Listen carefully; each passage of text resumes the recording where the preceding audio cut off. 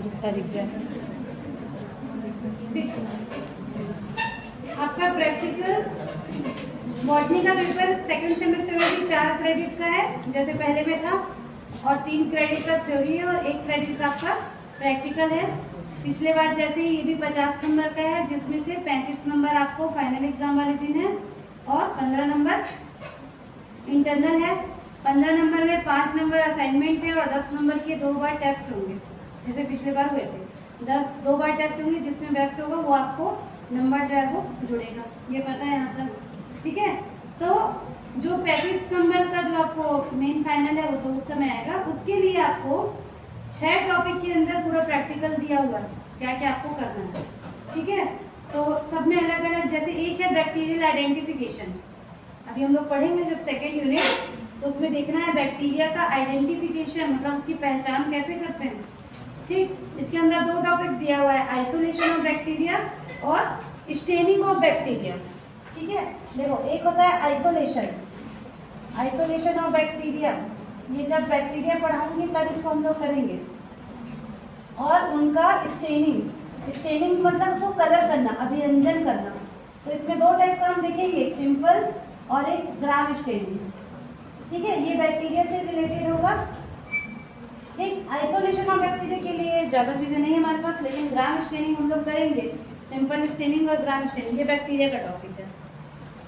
पहला जो इसमें दिया हुआ है वो है आपको collection of viral bacterial fungal infected plant. क्या का कलेक्शन करना है, पहला हमारा जो टॉपिक है वो है कलेक्शन,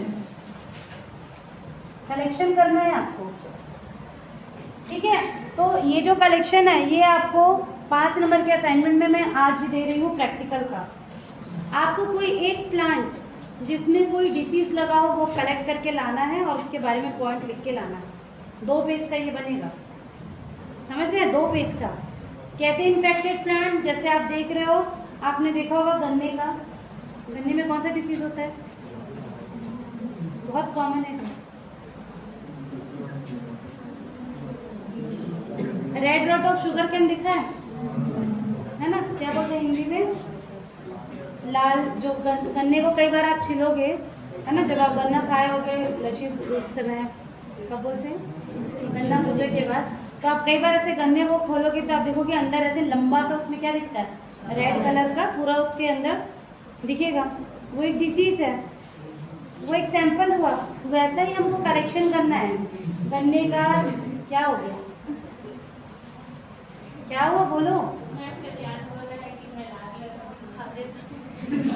बहुत बढ़िया, पैथोजन खा के तुम पचा लो। मेरे तो स्वाद कुछ फर्क नहीं आता, लेकिन वो नुकसान करेगा, नहीं खाना चाहिए। वो उस गन्ने को बीमारी लगी हुई है ना, red rot of sugarcane कहते हैं उसको।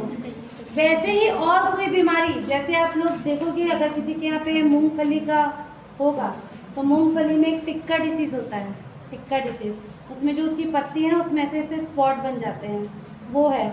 भिंडी में देखोगे आप, भिंडी का जो पौधा होता है उसकी पत्ती जो है पीली दिखती है, मतलब बहुत कॉमन ये नज़र आता है। धान में दिखेगा, चावल में दिखेगा, स्मट डिसीज, जैसे धान की बाली को छोगे ना तो ऐसे राख जैसे हो जाएगा आप छुएंगे तो। तो ऐसे पौधे हैं, उनका हमको ये कलेक्शन करना है। ये आपके प्रैक्टिकल में, देखो ये प्रैक्टिकल में है कलेक्शन, तो ये आपको करना है सबको, एक अपना खुद का। जो भी आपको कहीं भी लगेगा कि इस पौधे में क्या है, कुछ ना कुछ बीमारी है, उसको पौधे को आपको कलेक्ट करना है, थोड़ा उसको पेपर के बीच में दबा के सुखाना है। ये हर्बेरियम का होता है, फर्स्ट से में मुझे ये देना था, मैं नहीं दे पाई असाइनमेंट, अगले वाले जो आएंगे उनको दूंगी हर्बेरियम बनाने का काम। आपको भी हर्बेरियम मतलब उसमें बहुत सारे पौधों को हम लोग सुखा के दबा के रखते हैं और फिर उसका जब वो सूख जाता है उसको चिपका के एक फाइल बनाते हैं। तो आपको पूरी फाइल नहीं बनानी है, आपको सिर्फ एक पौधे का करना है। तो आज से आप इस काम में लग जाइए। जहाँ भी आपको कोई भी ऐसा पौधा देख के लगेगा कि ये रोगग्रस्त है, उसको कलेक्ट करना है, उसके बारे में ढूंढना है कि वो क्या चीज़ है और उसके बारे में पॉइंट लिखना है कि वो कौन से जीवाणु, विषाणु या एल्गी, फंजाई किसी का है वो रोग है, उसके पॉइंट इतना लिख के आपको जमा करना है असाइनमेंट के लिए।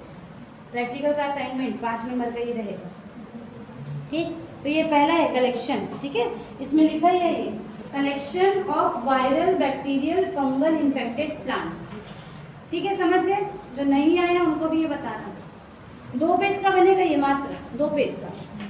एक पेज आगे और जोड़ सकते हो अपना नाम। इस बार फॉर्मेट दूंगी मैं आपको, शुरू में क्या लिखना है ना, क्या का असाइनमेंट है, कितने मार्क्स का है, वो सब। ठीक, तो आपको वो एक पेज लगाना है, दूसरे पेज में उस पौधे को चिपकाओगे सुखा के जो इन्फेक्टेड है, और तीसरे पेज में उसके बारे में पॉइंट लिख के जमा करोगे। ये आपके प्रैक्टिकल का असाइनमेंट है, थ्योरी का अलग मिलेगा। ये आपका प्रैक्टिकल का असाइनमेंट है। ठीक, तो ये आपका कंप्लीट होगा। दूसरा पॉइंट, दूसरा जो प्रैक्टिकल हमको दिया है, study of plant disease symptoms caused by viral, bacterial, fungal, mycoplasma. हमको पूरा स्टडी करना है। क्या स्टडी करना है? कौन कौन से प्लांट है जो क्या क्या उसके सिम्टम्स हैं। सिम्टम्स मतलब लक्षण। प्लांट में जो डिसीज होते हैं, पौधे में जो डिसीज होते हैं, बैक्टीरिया के कारण, वायरस के कारण, फंगस के कारण, और इसमें माइकोप्लाज्मा भी दिया हुआ है। माइकोप्लाज्मा भी बहुत सारी बीमारी करते हैं। जब हम इसको पढ़ते जाएंगे धीरे धीरे तब हम जानते जाएंगे कि कैसे कैसी बीमारी होती है। तो हमको उनके कितने टाइप के लक्षण होते हैं इसको पूरा पढ़ना। ठीक, यहीं से मैं आपको कराना शुरू करूँगी।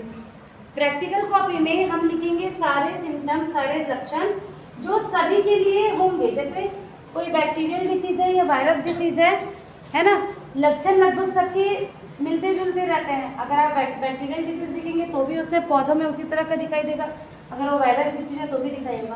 तो हमको ये सिम्टम्स को कॉमन पढ़ना है और उसको हमको प्रैक्टिकल कॉपी में लिखना है। तो ये आपको याद होना चाहिए कि क्या क्या सिम्टम्स होता है। उसके बाद हर एक के दो दो प्लांट को पढ़ेंगे। जैसे वायरस से होने वाले 2 डिसीज़ के बारे में हम प्रैक्टिकल कॉपी में लिखेंगे, एल्गी बैक्टीरिया से होने वाले दो डिसीज़ के बारे में लिखेंगे, फंजाई से होने वाले 2 डिसीज़ के बारे में लिखेंगे, जो आपको प्रैक्टिकल एग्जाम में फिर आएगा, है ना। अगर आपको सैंपल दिखाया जाए, जैसे आप लोग असाइनमेंट में जमा करोगे, अगर मैं आपको वो सैंपल दिखाऊं कि देखो ये कौन सा डिसीज़ है, तो आप उसको देख के पहचान सको और उसके बारे में लिख सको कि इसका पैथोजन कौन है, किसके कारण ये हुआ है और इसके क्या लक्षण है। ऐसे अभी कॉपी में आपको इसको एम करके आप लिखोगे to study the general symptoms of plant disease caused by bacteria, virus, fungi और माइकोप्लाज्मा। इस बार ये अच्छी बात है कि हमारे पास पहले से बुक मौजूद है। ये एक प्रैक्टिकल की बुक है, यहाँ लाइब्रेरी में भी होगी, देख सकते हैं आप लोग। ये मुझे फर्स्ट सेम के लास्ट में मिली, तब तक हमारा फर्स्ट सेम निकल चुका था। पर इसमें अच्छी बात है कि सेकंड सेम का भी दिया हुआ है।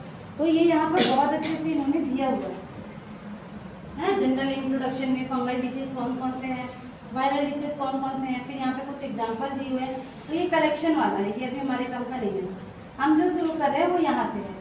देखो, वायरस, जीवाणु, कवक और माइकोप्लाज्मा जनित पादप रोगों के लक्षणों का अध्ययन। तो आप लोग इसका एम में क्या लिखोगे, ऑब्जेक्टिव ऐसे ही लिखोगे, है ना। वायरस, जीवाणु, कवक और माइकोप्लाज्मा जनित पादप रोगों के लक्षणों का अध्ययन, ऐसे करके आप इसको लिखना शुरू करोगे। और जो मैं आपको इसमें बहुत सारे दिए हुए हैं, इतने सारे हमको नहीं लिखना, जो मुझे लग रहा है कि हाँ जरूरी है, जो हमको पता होना चाहिए, उसको मैं बताऊंगी, उसको आप कॉपी में पूरा लिखेंगे, प्रैक्टिकल कॉपी में। तो आज जाके आप लोग क्या बनाएंगे, प्रैक्टिकल कॉपी सेकेंड सेमेस्टर के लिए बना लेंगे, ठीक है। चलो, तो हम लोग इसी को पढ़ना शुरू करते हैं। और देखो, ये अच्छी बात ये है कि ये सेम चीज़ आपको थ्योरी में भी है, पूरा का पूरा। कल याद करो, लास्ट में हम लोग क्या पढ़ रहे थे, कल हमने क्या क्या पढ़ा था, कौन बताया? कल हमने टोबैको मोज़ेक वायरस का पूरा डिटेल पढ़ा था, ठीक है। और उसके बाद उसका नोमेनक्लेचर पढ़ा था। उसके बाद कैसे वो बीमारी होती है वो हमने देखा था, बहुत सारे तरीके थे उसके 8-9। उसके बाद हम देख रहे थे उसके लक्षण, सिम्टम्स। तो वही सेम सिम्टम्स आपकी थ्योरी में भी है। आपको ये सेम क्वेश्चन थ्योरी में भी पूछेगा कि जीवाणु, विषाणु, फंजाई, एल्गी, इससे जो प्लांट ग्रसित होते हैं उसके सिम्टम्स को लिखिए करके। सेम चीज़ आपको थ्योरी में भी पूछेगा, सेम चीज़ आपको प्रैक्टिकल में पूछेगा। तो आप प्रैक्टिकल में लिखेंगे तो आपको थ्योरी में भी आपके काम आएगा। तो कल जो हम लोग पढ़े थे, मैंने आपको कल बताया था ना, नेक्रोसिस बताया था, उसी का ही हम लोग प्रैक्टिकल में क्या पढ़ने वाले हैं, डिटेल पढ़ने वाले हैं। तो दोनों चीज़ एक दूसरे से बिल्कुल जुड़ी हुई है, तो ये अच्छा है आपके लिए, ठीक है। चलो, तो हम लोग देखते हैं पादप रोगों के सामान्य लक्षणों की प्रकार, इनके जनरल सिम्टम्स क्या क्या होते हैं। इनको सबसे पहले 2 ग्रुप में बांटा गया है। इनको जनरल सिम्टम्स को, सामान्य लक्षणों को हम 2 ग्रुप में बांटते हैं।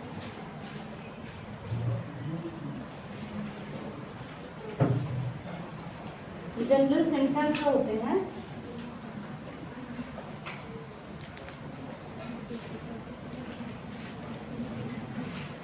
सामान्य लक्षण, इसको हम दो ग्रुप में बांटते हैं सबसे पहले।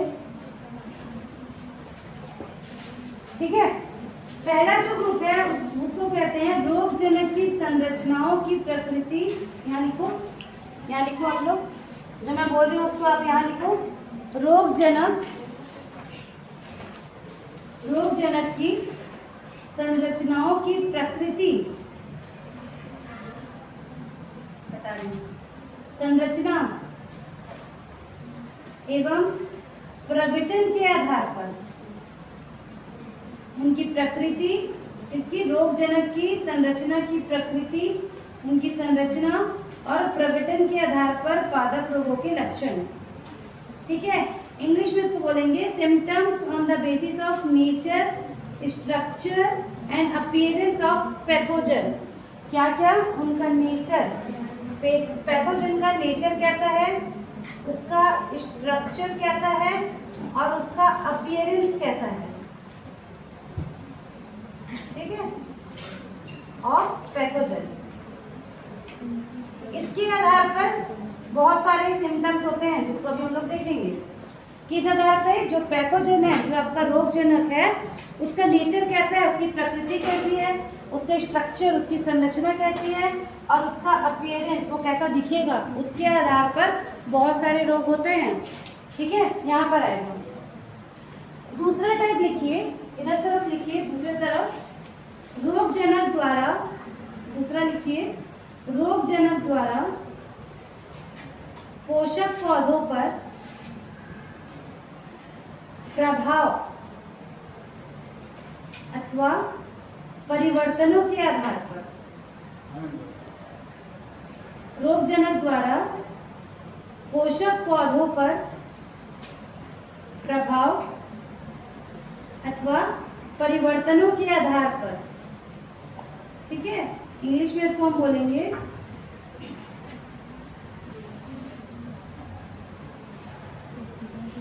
Effects on host plant due to pathogen और सिम्टम्स बेस्ड ऑन चेंजेस।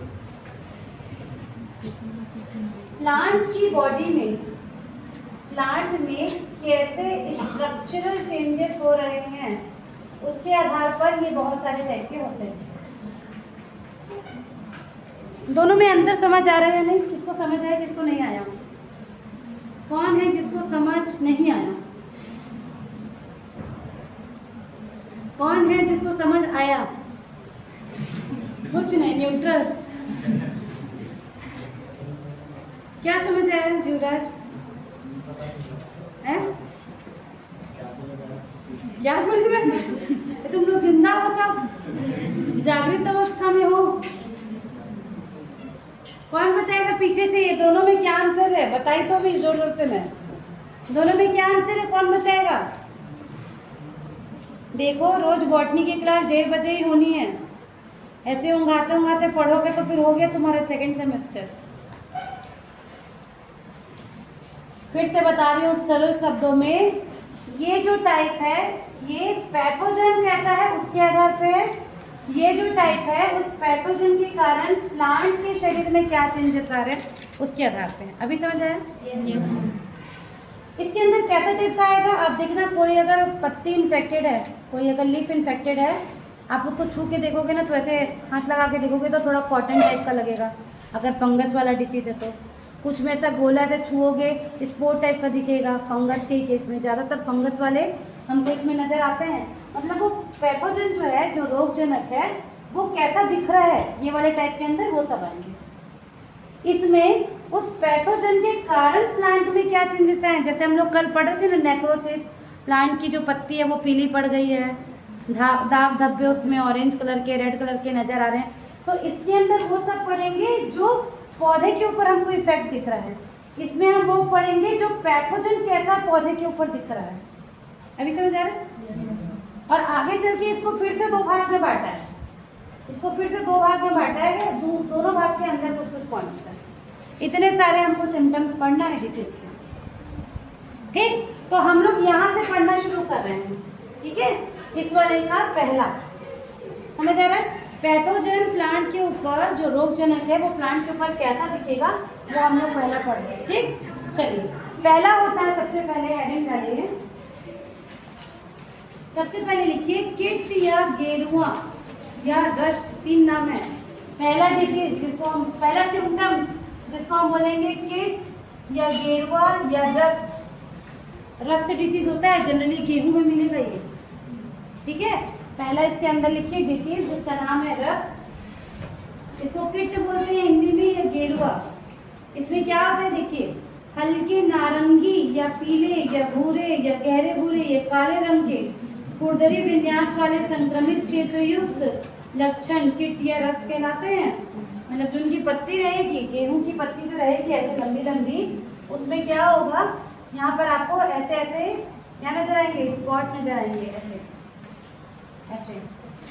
इसका कलर कुछ भी हो सकता है, जितने नाम अभी मैंने लिए, क्या क्या नाम लिए, नारंगी, काले, भूरे, डार्क ब्राउन, लाइट ब्राउन, जो भी कलर है ऐसा दिखेगा आपको, इसको कहेंगे रस्ट डिसीज। सिम्टम्स है, ये पत्ती को देख के, नॉर्मल पत्ती आप ऐसे देखोगे, नॉर्मल पत्ती आपको ऐसे दिखेगी, नॉर्मल पत्ती, और ये डिसीज वाली पत्ती, ये सिम्टम्स को देख के आपको पहचानना है कि कौन से माइक्रोब से, कौन से पैथोजन से इसको बीमारी हुई है। तो ऐसा कहीं भी आपको नजर आएगा। और आप अभी आगे देखोगे लगभग सब एक जैसे दिखता है, कोई भी अचानक से देख के नहीं पहचान सकता कि ये कौन सी बीमारी है ना। जो साइंटिस्ट इस पर लगातार काम करते हैं वो देख के पहचानते हैं।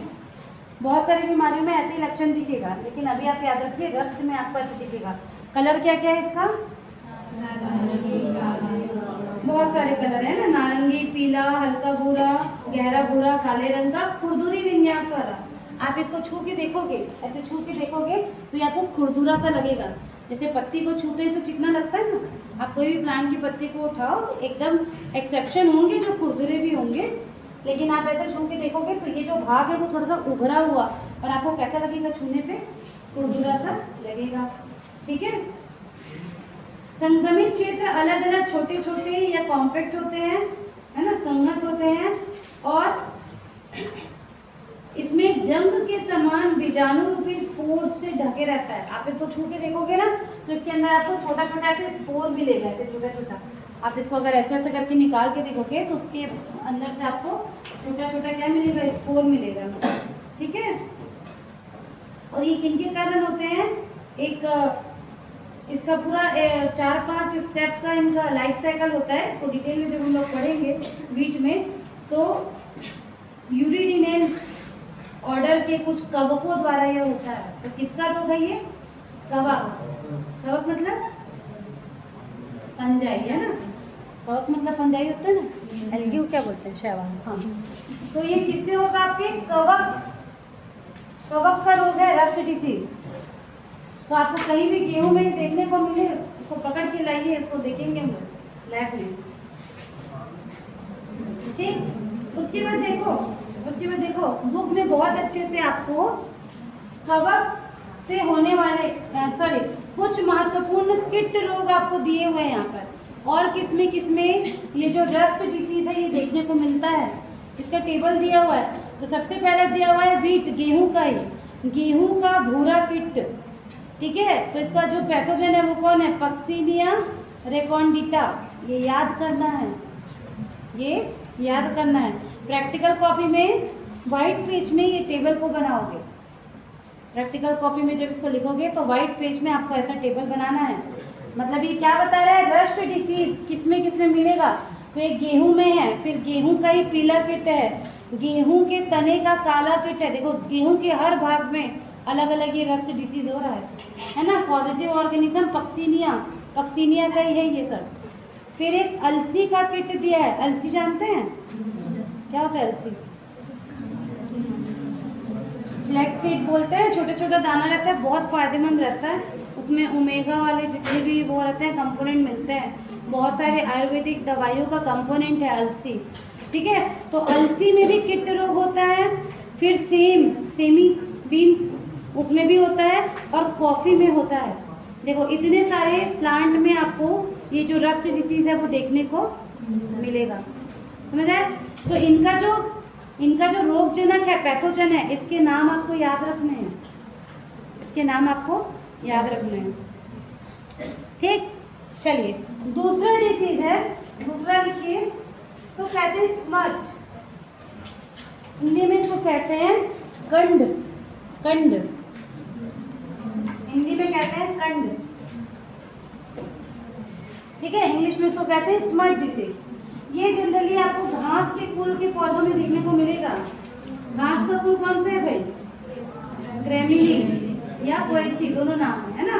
तो इस कुल के जितने पौधे हैं उनमें जनरली आपको स्मट डिसीज देखने को मिलता है, ठीक है। ये लक्षण प्रायः पुष्पक्रम या जो बाली उसकी बनती है उस समय ही परिलक्षित होती है, ठीक। इसमें मतलब ये भी देखो आपको गेहूं में देखने को मिलेगा। ये भी जब गेहूं की बाली निकलने वाली रहती है ना, समझ रहे ना, गेहूं का जो पौधा है ऐसे ऐसे करके, तो यहाँ पर ऐसे आपका गेहूं ऐसे लगता है, ऐसे ऐसे करके लंबी लंबी उसकी बाली, बोलते हैं ना गेहूं की बाली। तो जब ये बनने वाला रहता है इसका पुष्पक्रम वहीं पर ही होता है। इसमें बाली में सभी दानों या कुछ दानों के स्थान पर महीन ब्लैक, छोटा छोटा ब्लैक सूती मांस बनता है। इसको कहते हैं महीन कज्जली चूनिल, हिंदी में समूह बनता है। इस प्रकार के लक्षण को स्मट या कंड कहते हैं। ये जो होते हैं स्पोर्स झिल्ली से घिरे भी हो सकते हैं या स्वतंत्र रूप से उपस्थित रहते हैं, ठीक है। आपको कैसे नजर आएगा? बुक में इसका डायग्राम ऊपर अच्छा नहीं दिया। गेहूं की बाली दी हुई है, देखो यहाँ पे दिया है गेहूं की बाली। जहाँ पर ऐसे गेहूं लगना रहता है, ये जैसे गेहूं लगने वाला है, अगर इस पौधे को बीमारी लग गई है, आप उस गेहूं को जैसे छुएंगे ना, वो ऐसे राख जैसे आपको ब्लैक ब्लैक निकलने लगेगा। मतलब जो एक्चुअल में जो गेहूं बनना था वो पूरा ऐसे क्या हो गया? हाँ, किसका?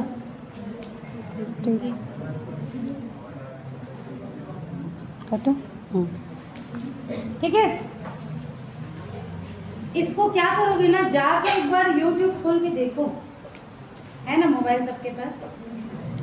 नहीं है तो मम्मी पापा के पास एक बार जाके डाल के देखो रस्ट डिसीज, आपको बहुत अच्छे अच्छे डायग्राम मिल जाएंगे। प्रोजेक्टर में पढ़ाना चाह रही हूँ मैं, लेकिन इसको कैसे हटा सकते हैं रोज? ये तुरंत ऐसे हट जाता है कि बोर्ड को पीछे रख सकते हैं हम लोग। मैं और जूलॉजी वाली मैडम लोग ऐसे सोच रहे थे कि इस बोर्ड को पीछे रखवा देते हैं, जब बोर्ड में पढ़ाना होगा तो तुम लोग उधर मुंह कर लो, आ जाता है ना। तो इसको फिलहाल ऐसे पढ़ते हैं, मैं आपको इन सब का डायग्राम दिखाऊंगी। डायग्राम देखने में बहुत जल्दी समझ आता है ना। जैसे आप खुद एक बार डाल के देखना, रस्ट डिसीज डालोगे ना, उसके बहुत सारे अच्छे अच्छे डायग्राम मिल जाएंगे, आपको समझ आएगा कि एक्चुअल में ये क्या हो रहा है, ठीक है। तो रस्ट डिसीज, स्मट डिसीज और रस्ट दोनों कैसी हैं? फिर देखो स्मट डिसीज का टेबल दिया हुआ है, इसका भी टेबल दिया हुआ है। ये भी ज़्यादा आपको गेहूं में है, गेहूं का अनावृत स्मट, गेहूं का फ्लैग स्मट, फिर धान की पत्ती, चावल में भी ये होता है। चावल का जो आप वो देखोगे पौधा, उसमें जहाँ पर चावल लगने होते हैं धान, वहाँ पर अगर ये डिसीज लग गई तो आप उसको जैसे ही छुओगे ऐसे काला पड़ जाएगा वो। मतलब स्मट मतलब जैसे राख टाइप का होता है ना, वैसा ये नज़र आता है, ठीक है। बाजरा में लगेगा, ये जौ में लगेगा और गन्ने में लगता है। तो देखो ये सारी फैमिली किसकी है? घास की, है ना। ज्वार हो गया, बाजरा हो गया, गन्ना हो गया, गेहूं हो गया, चावल हो गया, सभी में ये जो बीमारी है स्मट की, ये हमको देखने को मिलती है, ठीक है। यहाँ तक क्लियर है? चलिए तीसरा इसमें डिसीज है, ये दो हुआ, तीसरा डिसीज है, तीसरे का नाम है powdery mildew।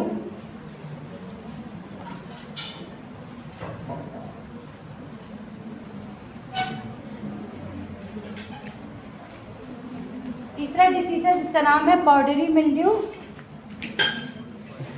पढ़कर बन रहे तो कुछ क्या करें, चलो। तीसरा डिसीज है जिसका नाम है powdery mildew, हिंदी में इसको कहते हैं चूर्णिल फफूंदी, ठीक है। क्या बोलते हैं? चूर्णिल फफूंदी, ठीक है। इंग्लिश में बोलते हैं, लिख दी हो देखो, powdery mildew, वो ऊपर लिखा है powdery। दो टाइप के होते हैं जो मिल्ड्यू है, ये दो टाइप के होते हैं, पाउडरी होता है, डाउनी होता है। डाउनी दूसरा वाला है, ये पाउडरी वाला है, ठीक है। इसका लक्षण क्या दिखेगी, देखिए वे लक्षण जिनमें पत्तियों, शाखाओं और फलों पर रोगजनक की संरचनाएं एकत्रित होकर महीन चूर्ण जैसे दिखाई देते हैं, इसको पाउडरी मिल्ड्यू कहते हैं। ठीक है, ये सफेद पाउडरी चूर्णिल लक्षण वास्तव में कवक जाल और बीजाणु नंडो मतलब स्पोरेंजियोफोर और स्पोर के कारण होते हैं। मतलब ये भी किसका डिसीज है, फंगस का डिसीज है। जहां पर भी ये लक्षण नजर आएगा, ये जो पाउडरी मिल्ड्यू है इसमें जहां पर भी, जैसे ये लीफ है मान लीजिए, इसमें लक्षण नजर आएगा तो यहाँ पर डिसीज है, तो यहाँ पर आपको इस तरह से पाउडर के फॉर्म में आप उसको छू के देखेंगे तो जैसे पाउडर आप लगाते हैं ना चेहरे पे, वैसा पाउडर फील होगा, ऐसे कलेक्ट करके लगाओगे। कौन कौन पाउडर लगा के आता है युवराज बताने वाला था। पाउडर देखिए ना भाई, टैल्कम पाउडर कितना फाइन उसका वो रहता है पार्टिकल, बिल्कुल वैसा ही लीफ की सतह पे या तने पे या फूल के ऊपर भी आपको क्या होगा, बिल्कुल पाउडर जैसे नजर आएगा। तो ये पाउडर जैसे नजर आता है इसलिए इसको पाउडरी मिल्ड्यू कहते हैं। ठीक, तो ये जो पाउडर जैसे वो किसके कारण है, कवक जाल। कवक जाल हमने फर्स्ट सेमेस्टर में पढ़ा है, कवक उसका माइसीलियम, उसके कारण ये होता है या उसके स्पोर्स के कारण ये होता है। ठीक है, और ये अलग अलग कलर के भी हो सकते हैं, वाइट, ब्राउन, ग्रे, जिस तरह का वो फंगस होगा उस तरह के कलर में ये आपको नजर आएगा। इसका भी टेबल दिया हुआ है, देखो टेबल दिया हुआ है भाई बकायदा, है ना। पाउडरी मिल्ड्यू डिसीज तो ये किसमें किसमें मिलेगा आपको, मटर में देखने को मिलेगा। किसी के घर है मटर का पौधा, अभी तो निकल गया ना, है ना। मटर का पौधा देखियो, तो उसमें कभी आपने देखा है ऐसे कहीं पर सफेद सफेद दिखा हो आपको, बीमारी वाला, है ना। मूंग ग्रीन ग्राम उसमें देखने को मिलेगा। फिर ये गेहूं में भी मिलेगा, जौ में मिलेगा, कद्दू में मिलेगा भाई, कद्दू कुल के सभी पौधों में देखने को मिलेगा। कद्दू का पत्ती देखियो, उसमें कभी देखा है वाइट वाइट ऐसे आपको पैचेस ऐसे दिखेगा पाउडरी फॉर्म में। अंगूर में देखने को मिलेगा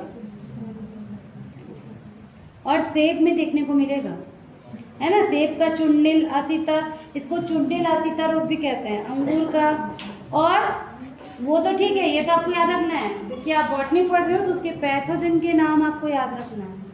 सिर्फ ये लिखने से नंबर नहीं मिलेगा कि सेब में मिलेगा, अंगूर में मिलेगा, कद्दू में मिलेगा, ये लिखो कि नंबर नहीं मिलेगा। कौन कर रहा है, कौन इसके पीछे है, किसका हाथ है हाथ है कि पूरा का पूरा उसका स्ट्रक्चर है, वो उसका नाम याद रखना है भाई, हाथ भी नहीं। ठीक है, तो ये याद करोगे। पहले तो कॉपी में पूरा लिखो, जितना इसमें दिया उसको लिखो, फिर एग्जाम के टाइम में कोशिश करो उसमें से दो दो नाम आपको एटलीस्ट याद रहे कि किसके कारण किस टाइप का डिसीज हो रहा है। ठीक, चलो चौथा डिसीज है इसी में, इसको कहते हैं downy mildew. Downy mildew Hindi में इसको कहते हैं मृदु रोमिल आसिता। मृदु रोमिल आसिता, इंग्लिश में डाउरी मिल्ड्यू। इस तरह के लक्षण में पत्तियों के ऊपरी भाग पर हल्के रंग के चकत्ते, ये स्पॉट बन जाते हैं, और इन चकत्तों के ठीक नीचे स्थित निचली सतह पर रोग कारण फफूंद, कवक के कवक जाल तथा स्पोर्स या कोनिडिया उपस्थित रहकर कपासी या रोमिल संरचना बनाते हैं। कॉटनी या हेयरी स्ट्रक्चर, जहाँ पर भी आपको नजर आएगा लीफ में, दोनों तरफ, ऊपर भी देखोगे नीचे भी, तो जब आप उसको छुओगे तो आपको इस तरह से, जैसे कॉटन को छूने पे लगता है ना, रुई को छूने पे जैसे लगता है, वैसा आपको छूने पे वो लगेगा, इसलिए इसको डाउनी मिल्ड्यू कहते हैं। ये भी किसके कारण हो रहा है आपको, कवक के कारण ये होता है। ठीक है, तो कवक के या तो माइसीलियम जो उसका कवक जाल है वो प्रेजेंट हो सकता है, या उसका स्पोर्स प्रेजेंट हो सकता है, या उसकी कोनिडिया मतलब स्पोर्स समझते हैं, ऐसे छोटे छोटे स्पोर्स होते हैं, स्पोर्स ऐसे एक लाइन में अरेंज हो जाएंगे, कोनिडिया, है ना, या उसके माइसीलियम इस तरह से। तो ये पत्ती में जहाँ पर भी रहेगा उसके ऊपर और नीचे से देखोगे तो दोनों तरफ आपको ये जो है डिसीज के जो लक्षण है, सिम्टम्स हैं, वो क्या होंगे, नजर आएंगे। ठीक है, देखो यहाँ पे अंगूर की पत्ती में कैसे दिखेगा वो लिखा हुआ है, बना हुआ है। ये अंगूर की पत्तियाँ हैं, है ना, ग्रेप का दिया हुआ है डाउनी मिल्ड्यू, तो इस तरह से पत्तियों में ये नजर आता है।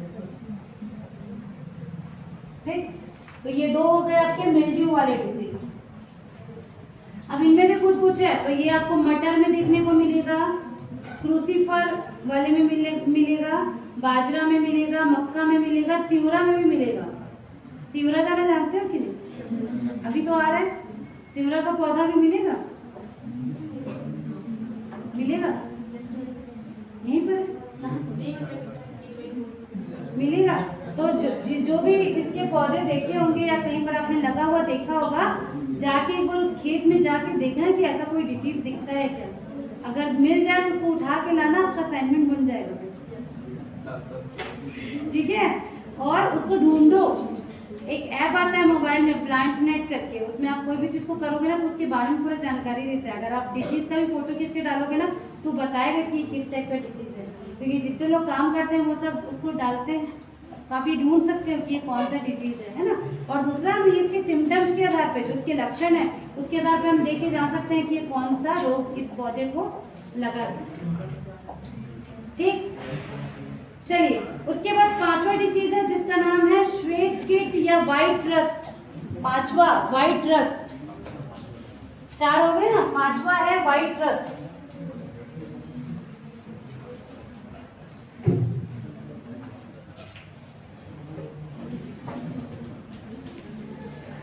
व्हाइट रस्ट, इसको हम कहते हैं श्वेत कीट। ठीक है, ये भी क्रूसीफेरी कुल के पौधों में होते हैं, और इसमें क्या होते हैं, पत्तियों में सफेद छोटे छोटे धब्बे विकसित हो जाते हैं जिन्हें स्पॉट या फफोला कहते हैं। ठीक, और ये कीट में देखने को मिलेगा आपको गोभी, कैबेज, सलजम, सरसों, मूली, है ना, और इन सब में आपको व्हाइट रस्ट देखने को मिलेगा। देखो पत्ती के ऊपर ऐसे सफेद का स्पॉट बन जाएगा, जैसे पत्ती है यहाँ पे काला में दिख रहा है, सफेद में दिखाएगा, दिखेगा ही नहीं हमको, इसलिए यहाँ काला करके दिखाया है। तो पत्तियों के ऊपर इस तरह से व्हाइट व्हाइट क्या बन जाएगा, स्पॉट बन जाएगा, छोटे छोटे जो स्पॉट है इस तरह। ठीक है, तो इसको कहते हैं व्हाइट रस्ट। गोभी, सलजम, सरसों, मूली, ये सब में देखने को मिलता है। ठीक, फिर छठवा है आपका स्कैब, या इसको कहते हैं पामा। पामा छठवा रोग लिखिए, स्कैब सिम्टम्स, स्कैब, ये इसको कहते हैं पामा। ठीक, इसमें क्या होता है, प्रभावित भाग जैसे पत्तियां, शाखाएं, फलों पर खुरदुरे या पापड़ी के समान क्षेत्र या आकृति बन जाती है। खुरदुरा सा आपको फील होगा जहां पर भी आप छुएंगे। ठीक है, ये जनरली आपको नींबू में देखने को मिलेगा, नींबू के पत्तियों में या उसके शाखाओं पे या फल पे भी देखने को मिलेगा। उसको स्कैब या पामा कहते हैं। ये आपको आलू में भी देखने को मिलेगा, आलू का स्कैब रोग। ये आपको मैंगो में, आम में भी देखने को मिलेगा।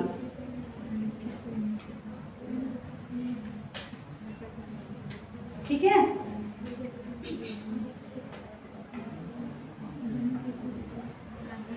ठीक, उसके बाद नेक्स्ट लिखिए धब्बा। नेक्स्ट सिम्टम्स का नाम है धब्बा, इंग्लिश में इसको कहते हैं ब्लॉच।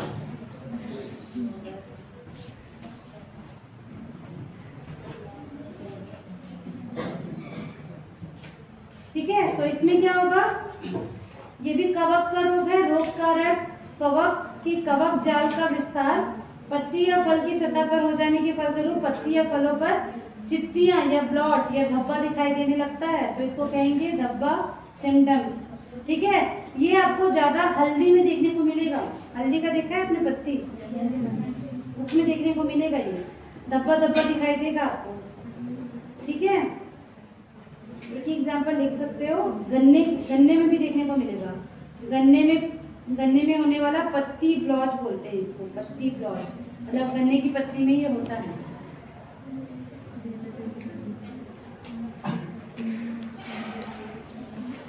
ठीक है, और 2-3 है, कितना रखो, 7 के बारे में आपको लिखना है। ठीक है, बुक में और है 8, 9, 10 भी है, कुछ 7। अच्छा, एक चीज आप लोग इसमें फोकस समझ पा रहे हैं कि नहीं, कि ज़्यादातर इसके जो डिसीज़ हैं वो कवक वाले क्यों नजर आ रहे हैं? आ रहे हैं कवक वाले? क्यों नजर आ रहे हैं? ये कौन सा टाइप था पहले ये बताओ। यहाँ पे मैंने क्या लिखा था, कौन सा टाइप है ये? पैथोजन की उसका नेचर, उसका स्ट्रक्चर और अपीयरेंस। ठीक है, तो आप इस चीज़ को सोचिए कि जो भी हमारे पास पैथोजन है, वायरस है, बैक्टीरिया है, फंजाई है। वायरस और बैक्टीरिया इतने छोटे जीव हैं कि जनरली आप उसको ऊपर देख के नहीं जान सकते, नहीं दिखेगा। जैसे फंगस आपको दिख रहा है ना, कॉटनी के फॉर्म में या पाउडर के फॉर्म में या कुछ और फॉर्म में, तो कवक जो है वो ज़्यादा इसमें आपको अपीयर हो रहा है। बाकी आप अगर वायरस को देखेंगे, वायरस बहुत बीमारी करता है, लेकिन आप उसको देख नहीं सकते कि वहाँ पे वायरस है। लेकिन आप एल्गी और फंजाई को देख सकते हो। जैसे आपने अभी गर्मी के दिन में आप देखोगे कुछ खाने पीने का चीज़ रखे हो तो बहुत जल्दी क्या हो जाता है, ख़राब हो जाता है। तो आपको कैसे पता चलता है? वो खा के उसका स्वाद बेकार लगेगा, ये स्मेल करने पर लगेगा।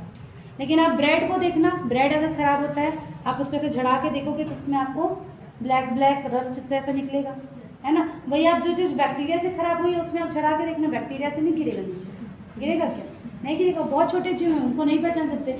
इसलिए इस वाली कैटेगरी में, ये वाला जो सिम्टम्स का कैटेगरी है, इसमें जनरली फंगस से होने वाली डिसीज़ के बारे में हमको ज़्यादा पता चलता है। बाकी जो और से होगा वो यहाँ दिखेगा, उसका असर किस पे दिखेगा? पौधों के ऊपर दिखेगा। ठीक है, किसके ऊपर दिखेगा? पौधों के ऊपर। यहाँ पर पैथोजन का स्ट्रक्चर दिख रहा है, यहाँ जो हम लोग पढ़ेंगे वो क्या दिखेगा आपको? पौधे का, पौधे के ऊपर उसका क्या असर पड़ा है वो हमको नजर आएगा। तो उसमें भी और बहुत सारे डिसीज हमको देखने को मिलेंगे। ठीक है।